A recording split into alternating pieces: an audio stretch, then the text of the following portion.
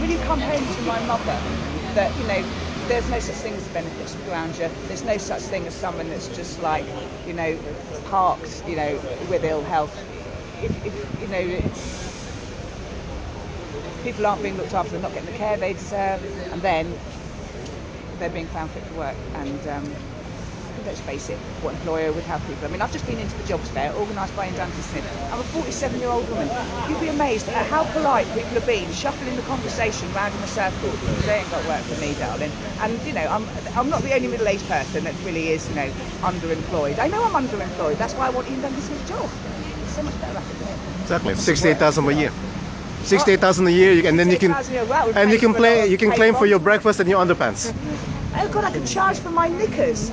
Blimey. Oh, well, does that make it all the more worthwhile? How can a man who is married to a multi-millionaire heiress who earns over 60,000 a year charge for his bloody underpants? What is that about? What is that about? That is all your expenses shredded. Oh, get my expenses shredded, and if you do 2 terms, you get a pension for life.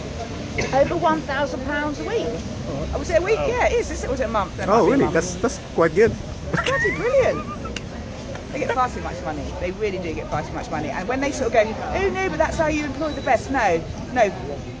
They get so much money that only really, really greedy pig scum bastards want those jobs, and they stop anyone who cares about their community even getting anywhere near becoming an MP. Yeah, but only 1/3 of the, well, 66,000 in the area, 22,000 actually voted for him, so only 1/3 have really voted for him. Only 1/3, but he has got like about 52, isn't it? 52% of the vote? Yeah. Roughly, yeah, that's an awful lot of votes to dig up, isn't it? Well, persuade the Labour and the Lib Dems. Well, the Lib Dems did get 7,000 last time, so I'm not sure if they're going to survive this time around.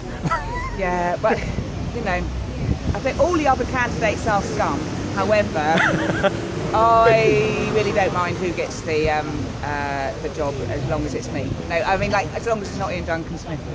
What sort of changes would you bring would be your first thing? Oh, what a good question. Well, the first change I would bring to this constituency, I suppose an honest and uncorrupt MP. That would be the biggest change I could see, and take it from there. I mean, there's local and the national, isn't it? And as a local MP, you're listening to people and find out what changes they want. On some levels, that's no different from anywhere else. Look how many people have come. Unemployment here is high, and it is.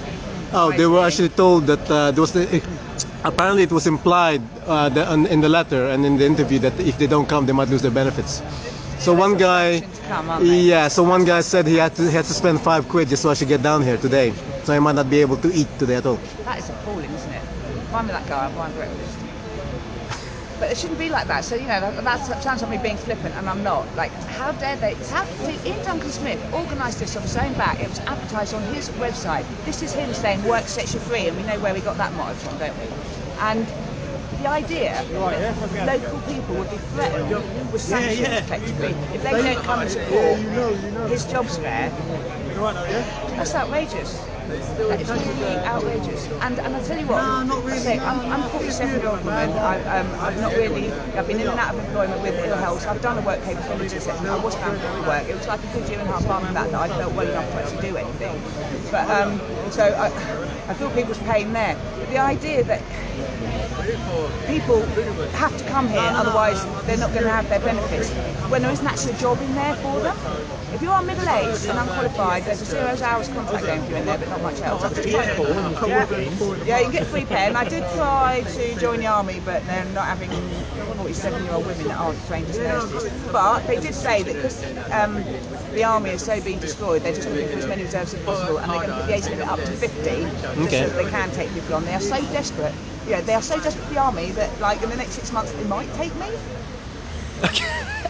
Well, I mean, before it was about 34, 35, I think. That was actually the maximum. Yeah, that's so now it's there. Okay, so you can join the army if you're in your 50s. Dad's army will back up to until 50. Okay, so Dad's army is still not allowed. No. But we'll just have to see. There's jobs going in the prison service. But nothing about becoming an MP. Well, Iain Duncan Smith has got a stall in there. I have gone and proposed in front of it. But, do you think Iain Duncan Smith actually wants people to work well, like get good jobs? Like, how do you what do you think about his schemes? Do you think they're actually guided towards getting people into good work? Do you think he actually wants that? No. It's going the wrong way about it. Right? So finding somebody fit for work only counts if they are fit for work, for one. And sometimes, see, I'm not saying some people can't be helped back into work and shouldn't be helped back into work. I know that after I was ill, I wanted to go back into work, but there was no work and no help to do that. It was literally, now you must work. The mental health service needs sorting out. You cannot be finding people fit for work when they are suffering from depression or schizophrenia or forms of neurosis or sort of nervous disposition unless you actually help them. And that, we all know that our mental health service is not fit for purpose. And it goes the same for people if they've had injuries, they need therapy or they need they need to be able to get to work. They need to have a specially designed car. Well, if you're taking away the benefits that allow them to have their own car to get to work, and you're saying, well, just go and queue at the bus stop, even though you can't actually climb onto and off the bus, then you're not actually saying you want to find people fit for work. You're following a really, really nasty, spiteful, mean ideology, which is like, I signed on very briefly and then lived off my millionaire wife for the rest of my life. Why can't everyone else do that? Which is what he's saying. He is so sociopathic, he doesn't even realise that he lives off other people, that he's a scrounger, and that other people, we don't all have access to a millionaire heiress with a big mansion in the countryside. And that's the bit, there's no kindness in it, there's no humanity. There isn't like a work capability assessment that's fit for purpose. My brother should not have been found fit for work for his mental state or his physical state. Either one of them would have meant that he wasn't fit for work, and he was still found fit for work. He walks with a stick, has to actively, take steps. He can't carry things, and he can't hold what we would call a normal conversation. And he was found fit for work. Who would have him? He would have to have a carer write his job applications. He would have to have a carer go with him to both the job centre and for any job interview. Who is going to employ somebody who has to have a carer with them? So it's mean. It's mean enough. What is that doing to the people that he is finding fit to work? For example, well, some people have felt the need to kill themselves because they just feel unable to participate in society. I don't think, people that have had it easy, like Iain Duncan Smith, don't understand how small and how insignificant people can feel, and how when you then have it heaped upon you by the state, when they ring you up and they say you have failed your work capability assessment. If you've been found fit for work after being ill, sounds like something to celebrate to me. You should have passed. But no, they use the phrase failed when you are found fit for work. It's just like there's a weird ideology going on in there. So you have people that are found fit for work, and then what? They have to go to the job centre and apply for 16 jobs? That's 67 jobs is apparently not enough to apply for. You can be sanctioned at St Brighton Job Centre having applied for 67 jobs after being made redundant. Okay. So yeah. I mean, a friend of mine actually at the moment, she's actually working for the council themselves, but she's actually on she's on benefits, and she still, from what I gather, she still has to apply for other jobs at the same time.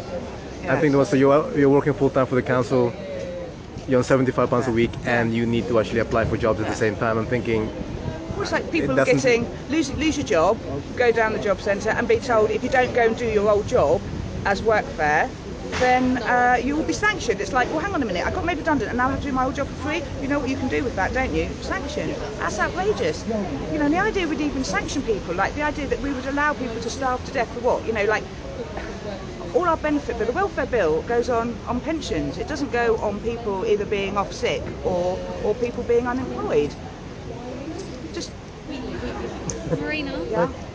Could we organise a group photo? Yeah, should we do a photo? Okay. Thank you. Anyway, guys, this is actually. Sorry, everyone. That's okay. Okay, this actually we're just with Marina Pepper. She's the Class War candidate for Chingford and Woodford Green. So please, tweet them out and tweet, Facebook, and if you know people in Chingford and Woodford area, send this to them. Email it. Thanks. I'll be back shortly.